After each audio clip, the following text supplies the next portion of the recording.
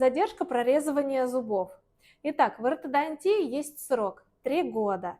Если за 3 года зуб приблизительно не прорезался, то у нас считается зуб импактным либо ретинированным. Это такое определение ортодонтическое.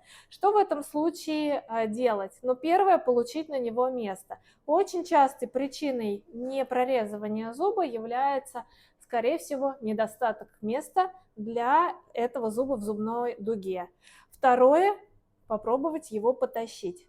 Хорошо, если он не прирос к кости, и он тогда поддастся. А если он прирос к кости и тем более начал переходить в костный материал, то здесь, увы, придется вопрос решать другим способом. А чтобы этого не произошло, водите ребенка с 6 лет к ортодонту регулярно на раз в 6 месяцев осмотр профилактический, и все будет хорошо.